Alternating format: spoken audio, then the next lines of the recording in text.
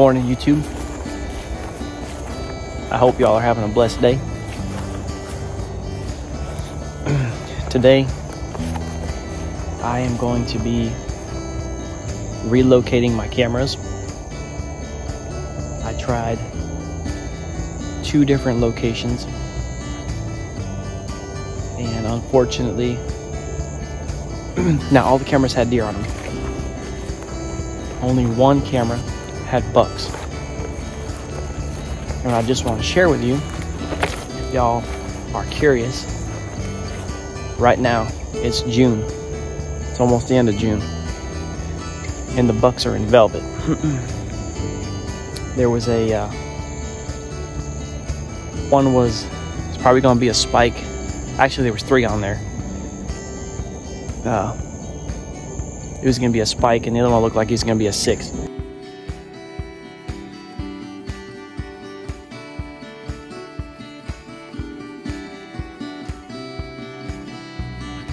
So that camera is going to stay where it's at. I'm just going to reposition it.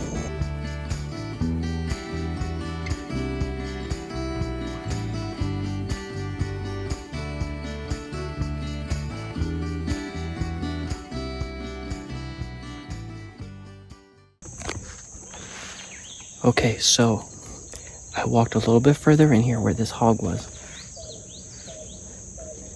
This is what an old rub looks like, okay? Now, do you see how this is only rubbed right here? And not around the whole tree? That's because there was a buck coming from that way. So that deer was coming from there to there. So, there's a trail right there. There's a trail there.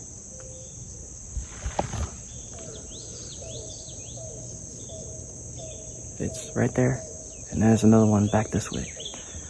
So this could be a potential area. If this buck is still alive, that rub is either from last year or the year before. If that buck is still alive, he could still be using this same trail, okay? Big bucks, mature bucks, they are trying to avoid the hunters, okay? So, I'm not saying they're gonna be in the thickest, nasty stuff. To a point, to a degree, they will. As long as they can maneuver in there, they're gonna use it to their advantage. This spot has some thick patches that the deer can kind of isolate around, okay? So what I'm gonna do is, since there's already one old rub, what I'm gonna do is I'm gonna walk that trail a little bit. Depends on where this trail goes. So let me go see if I can find any more rubs, or even a scrape. Okay, so here, okay. See that limb? Let me go show you real quick. I forgot about that. This is what you want to look for scrapes. This is what the deer usually use.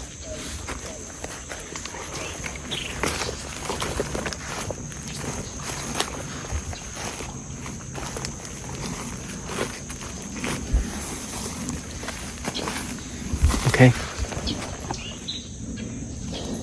This could be something where they would make a scrape. See these? What they do is they browse, right? They'll nibble, put their antlers in here, and they'll come over here to a spot like this, right? Do just like that, okay? And then that's basically what a scrape will look like, okay? Put the antlers up in here, shake it around, and then sometimes they pee in there. If you find one of these, huge, you find a little gold mine.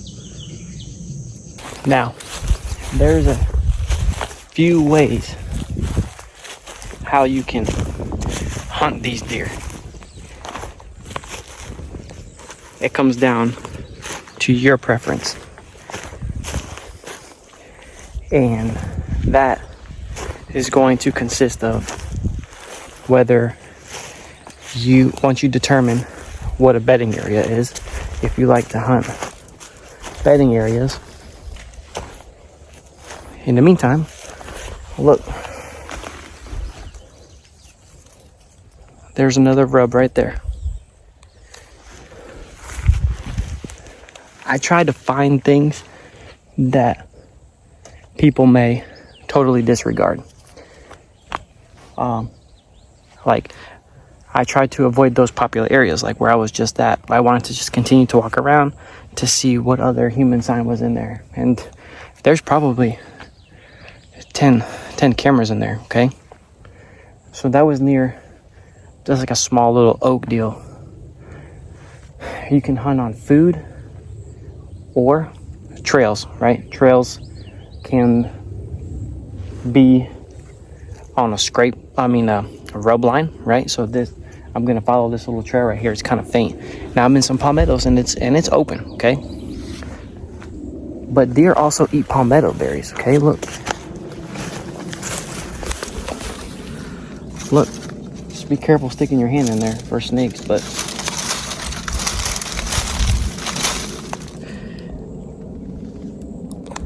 the deer, these aren't mature yet. They get bigger. But the deer munch on this stuff, okay? You just need to think outside the box, all right? So, where I was, there were some oaks on the other side. There's no cameras over here. So if I set up a camera, let's say for instance, I set a camera on that little sapling and I got a dandy buck coming in here. Guess what? I got a chance to set up on him and have an opportunity to take a nice buck. But you have to be willing to check these areas out. Okay? So once you start getting more hunting time underneath your belt, you'll start looking for those things that people might pass up. That buck might feel safe out here. And they'll bed in the stuff. See, this is kind of mixed up in here, okay? It's head high, but they got some food. They got some cover, okay? A little bit of openness. So don't be afraid to check these areas out. Quick update. I got some of the cameras. I'm going to relocate them. So where I'm at, it's kind of the same terrain. Palmettos, and it's like this goldberry, mulberry stuff. A lot of people pass this stuff up. I'm gonna suggest you don't. These bucks feed on it. I already found a couple old small rubs, and as I'm walking, if I see another one, I'm gonna show you. Don't pass these areas up. Oh yeah. Temperature dropped. Wind picked up. That's how fast these storms can roll in on you. Okay. I should have stayed in the truck. I didn't know it was gonna be moving that fast. Y'all don't do as I do. Just try to be cautious.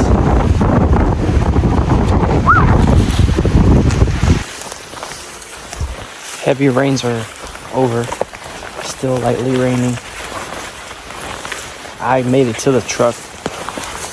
And as soon as I sat down in the seat and closed the door, it started pouring down rain. Oh boy. And not only that, the bottom of my sole on my boot is coming off. I've only had these boots for a year.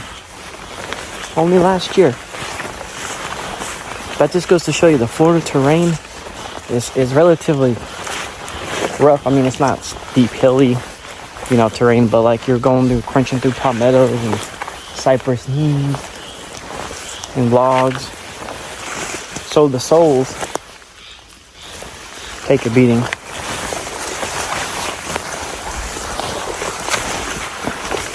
Spot I'm going to right now. I'm only gonna put one camera here. This is where me and my dad where we were trying to hunt, and that spike came out.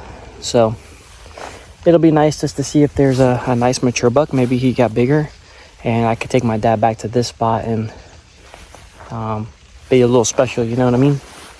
So once again, okay, not trying to reveal too much, but pay attention. See these berries? I don't know what this is, but I'm telling you, every time I see this stuff, the deer, they're always in here. It's got good cover. There's plenty of food and browse, and they don't just eat those acorns. So just please, y'all, just step outside the comfort zone, try something different, and I'm telling you, they eat on this, they nibble on this stuff. Got a bunch of food in here. I'm no biologist, but I know that they nibble on a lot of this stuff in here. Palmetto berries. There's palmetto flats everywhere, okay? You just have to just pick the better one. So, I'm gonna go hang this camera.